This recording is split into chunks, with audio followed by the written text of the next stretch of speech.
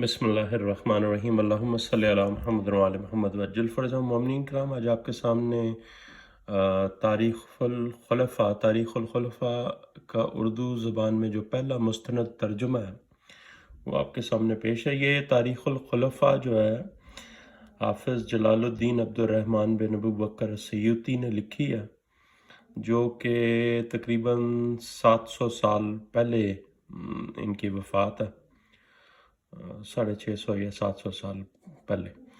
یہ بہت مستند مؤلف ہیں یہ اہل سنت والجماعت کے، اور انہوں نے تفاسیر بھی لکھی ہیں اور یہ تاریخ الخلفاء بھی لکھی ہے۔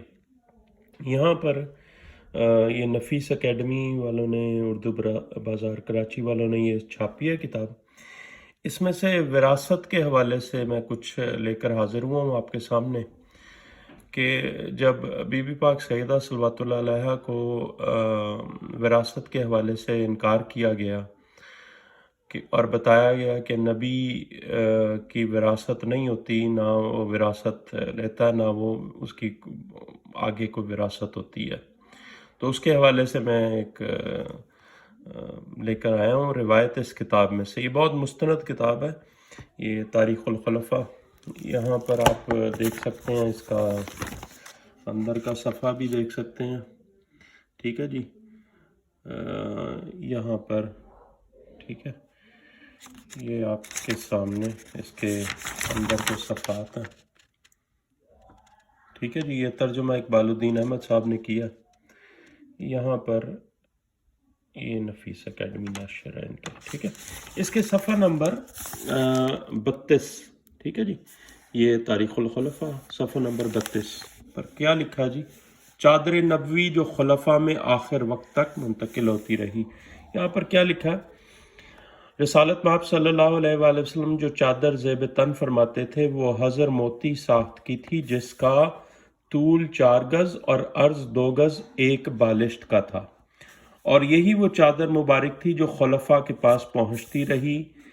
چونکہ یہ کہنہ ہو گئی تھی اس لیے اسے کپڑوں میں لپیٹ کر رکھا جاتا تھا، اور ہر عہد کا خلیفہ اسے عید بقرہ عید میں اوڑھتا تھا، اور یہی وہ چادر تھی جو خلفاء کو بطور وراثت ملی۔ یہاں پر نبی کی چادر خلفاء کو بطور وراثت ملی ہے، ٹھیک ہے جی، اور ہر خلیفہ بڑے بڑے جلسوں میں اسی چادر نبی کو اپنے کندھوں پر ڈال لیا کرتا تھا۔ یہ چادر نبی صلی اللہ علیہ وآلہ وسلم خلیفہ وقت المقتدر باللہ کو بطور وراثت ملی تھی۔ تمام خلفاء کو بطور وراثت ملی یہ چادر۔ نبی کی چادر خلفاء کو بطور وراثت مل سکتی ہے، لیکن نبی کی بیٹی کو باغ فدق جو رسول پاک صلی اللہ علیہ وآلہ وسلم ان کے لیے ہبہ کر گئے تھے، وہ اس وقت جب وہ بی بی کو حق کی بات ہوتی ہے تو وہاں پر حدیث بتائی جاتی ہے کہ جی نبیوں کی تو وراثت ہی نہیں ہوتی۔ تو اگر نبیوں کی وراثت نہیں ہوتی تو یہ خلفاء کو بطور وراثت یہ چادر مل گئی ہے، ٹھیک ہے جی۔ یہاں پر کوئی وہ حدیث کا یہاں پر لاگو نہیں ہوتی وہ حدیث۔ یہ آپ کی اپنی کتاب ہے، یہ کسی اور کی نہیں ہے۔ یہ سوچنے والوں کے لیے لمحہ فکریہ ہے، حق ڈھونڈنے والوں کے لیے لمحہ فکریہ۔ ہم کسی پر کسی کا دل دکھانے کے لیے یہ ویڈیو نہیں بنا رہے، آپ کو حقیقت سے آشکار کرنے کے لیے یہ ویڈیو بنا رہے ہیں۔ آپ یہ غور فرمائیں کہ خلفاء نے بطور وراثت وہ چادر لے لی ہے، نبی کی جو چادر تھی، مگر نبی کی بیٹی کو جب وراثت کی بات کر رہی تو نبی کی بیٹی کو وراثت سے انکار کر دیا گیا، اور بتایا گیا کہ جی حدیث ہے کہ نبی کی بیٹی اور نبیوں کی وراثت نہیں ہوتی۔ یہاں پر چادر وراثت میں خلفاء کے پاس پہنچ جاتی ہے۔ یہ سب جو ہے نا سوچنے والوں کے لیے، حق کی تلاش کرنے والوں کے لیے ایک لمحہ فکریہ، اس کو غور فرمائیں۔ بی بی کے حق کے خاطر جو آواز اٹھائی جا سکے اس آواز کو سلام ہے، اور آپ تمام سے گزارش ہے کہ اس ویڈیو کو رزق معرفت کی نیت سے تمام لوگوں کے ساتھ شیئر کریں۔ اور یہ جو تاریخ الخلفاء میں آپ کے سامنے رکھ رہا ہوں جلال الدین سیوطی صاحب کی، یہ کوئی عام مؤلف نہیں ہے، یہ مستند ترین مؤلف ہے اہل سنت والجماعت کے۔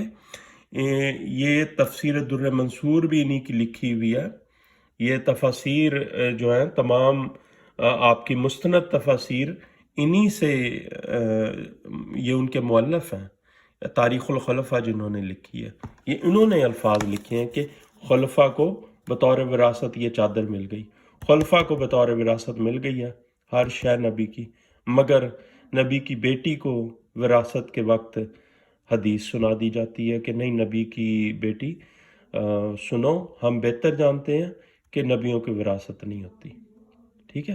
اور یہاں پر وہ وراثت والی حدیث ختم ہو جاتی ہے جب بات چادر کی آ جاتی ہے کہ نبی کی چادر بطور وراثت لے لی جاتی ہے۔